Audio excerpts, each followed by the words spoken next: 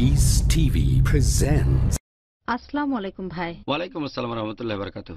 ইসলাম ধর্ম কি বৈবাহিক ধর্ষণের অনুমোদন দেয়? বোন প্রশ্ন করলেন ইসলাম কি বৈবাহিক ধর্ষণের অনুমোদন দেয়। ম্যারাইটাল রেপ এই শব্দটা চালু করেছে পশ্চিমা মিডিয়া। এই বৈবাহিক ধর্ষণ যেন জিজ্ঞেস করছেন ইসলামিক নাচের পার্টি আছে কিনা অথবা ইসলামিক মদের পার্টি, দুটোই পরস্পর বিরোধী। বিয়ে আর ধর্ষণ পরস্পর বিরোধী, এটা দেখবেন পশ্চিমা বিশ্বে। যেন বলছেন একজন লোক লম্বা এবং বেটে অথবা মোটা চিকন মানুষ দুটোই অপোজিট। অথবা ধরেন বলা হলো Islamic musical dance party, music আর ডান্স ইসলামে হারাম, তারপরেও মিউজিক্যাল ডান্স পার্টি। একইভাবে বৈবাহিক ধর্ষণ, বিয়ে একটা পবিত্র চুক্তিনামা, নিকা পবিত্র অঙ্গীকারনামা। আর যখন একজন পুরুষ এবং একজন মহিলা তারা বিবাহ বন্ধনে আবদ্ধ হয়, স্বাভাবিকভাবেই তাদের মধ্যে সম্পর্ক স্থাপনের অনুমতি আছে। হ্যাঁ, বিনা কারণে জবরদস্তি করা উচিত না, তবে একইভাবে একজনের আরেকজনকে প্রত্যাখ্যান করাও উচিত না যদি কোনো চাহিদা থাকে। ম্যারাইটাল রেপ বা বৈবাহিক ধর্ষণ এটা পশ্চিমা মিডিয়ার বানানো শব্দ। ইসলামে এটার কোনো গুরুত্ব নেই। ইসলামে এটা আমাদের দায়িত্ব, এটা আমি আগেও বলেছি। আল্লাহ পবিত্র কোরআনে বলেছেন সূরা বাকারা 2 নম্বর অধ্যায়ের 187 নম্বর আয়াতে, হুন্না লিবাসুল লাকুম আনতুম লিবাসুল লাহুন্না। অনুষ্ঠানের প্রথমে আমি এই আয়াতটা দিয়ে শুরু করেছিলাম যে তোমাদের স্ত্রীগণ তোমাদের পরিচ্ছদ আর তোমরা তাদের পরিচ্ছদ। পরিচ্ছদের কাজ হলো একে অন্যকে রক্ষা করা, গোপন করে রাখা, একে অন্যকে সুন্দর করা। যদি বলেন যে স্বামী স্ত্রী একে অন্যের পরিচ্ছদ, তাহলে তো তারা একে অন্যকে সাহায্য করবে। যদি না করে তাহলে তো পরিচ্ছদের উদ্দেশ্যটা পূরণ করছে না।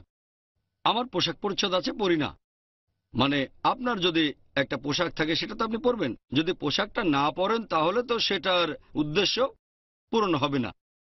বিয়ে একটা চুক্তিনামা, আর আল্লাহ পবিত্র কোরআনে সূরা রুমের 30 নম্বর অধ্যায়ের 21 নম্বর আয়াতে বলেছেন যে আল্লাহ সুবহানাহু ওয়া তাআলা পুরুষ এবং নারীর মধ্যে পারস্পরিক ভালোবাসা ও দয়া সৃষ্টি করেছেন।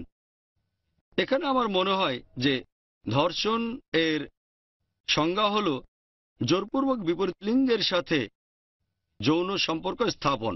যদি একজন পুরুষ কোনো মহিলার ইচ্ছার বিরুদ্ধে জোর করে কখনো যৌন সম্পর্ক স্থাপন করে, সেটাই ধর্ষণ। এখানে ধরে নেওয়া হয় এদের মধ্যে বৈবাহিক কোনো সম্পর্ক নেই। এখানে বিয়ের কথা বলা হয়নি।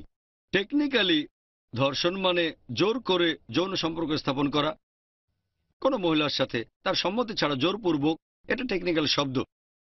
তবে বিয়ের পরে যদি স্বামী চায়, এটা হলো স্ত্রীর দায়িত্ব যে সে রাজি হবে, যদিও হয়তো মুড ভালো না। আর নবীজি সাল্লাল্লাহু আলাইহি ওয়াসাল্লামের একটা হাদিস আছে যে যদি কোনো স্ত্রী তার স্বামী চাওয়ার পরেও রাজি না হয়, ফেরেশতাগণ তাকে অভিশাপ দেবে। এটার ভিত্তিতে বলা যায় বৈবাহিক ধর্ষণের প্রশ্নই আসে না, ম্যারাইটাল রেপ। একই সাথে স্বামীকেও বিবেচক হতে হবে যে স্ত্রীর এখন মুড ভালো না অথবা ভালো লাগছে না, সে বলবে ঠিক আছে পরে দেখা যাবে। এই সম্পর্কটা হাত আর গ্লোভসের মতো। যদি স্ত্রীর মুড ভালো না থাকে, স্বামীকে একটু বিবেচক হতে হবে। কোনো চাহিদা থাকলে সেটা পরে মেটাবে। আসলে একজন আরেকজনকে বুঝতে হবে। ধরেন স্ত্রী অর্ধেকের বেশি সময় প্রত্যাখ্যান করেছে, এক্ষেত্রে স্বামীর জন্য বারবার বলা কঠিন। তাই এখানে একে অন্যকে বুঝতে হবে। ইসলাম ধর্মে ম্যারিটাল রেপ বা বৈবাহিক ধর্ষণ বলে কিছু নেই। পশ্চিমা দেশগুলোতে এটা আছে, ইসলাম ধর্মের স্থান নেই। আশা করি উত্তরটা পেয়েছেন। Peace TV presents.